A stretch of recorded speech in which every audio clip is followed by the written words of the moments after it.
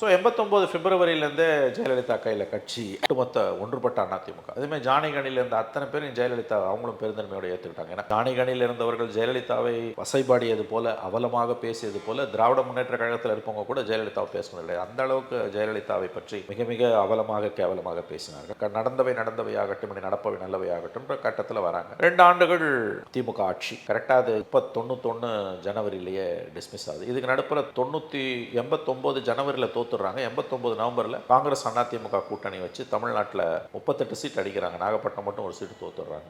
91 ஜனவரியில் திமுக government dismiss ஆகுது. ஏன்னா சந்திரசேகர் கவர்மெண்ட்டுக்கு ஏடிஎம்கே ஆதரவு கொடுத்து ப்ரெஷர் பண்ணி தான் டிஸ்மிஸ் பண்ணுறாங்க. அதன் பிறகு மக்களவை தேர்தல், மாநிலங்கள் பார்லிமெண்ட் எலெக்ஷன் ரெண்டும் ஒன்றா வருது ஏப்ரல் மே மாதத்தில். அதில் தான் பிரச்சாரத்துக்கு வரும்போது ராஜீவ்காந்தி ஸ்ரீபெரும்புதூரில் கொல்லப்படுகிறார். அப்புறம் பிரச்சாரம்லாம் அப்படியே நிற்குது. தேர்தல்களை 2 வாரமோ 3 வாரமோ தள்ளி போகுது. அதன் பிறகு நடந்த தேர்தலில் ஜெயலலிதா ஜெயன்னு ஜெயிச்சுட்டு 91 ஆட்சிக்கு வருகிறார்.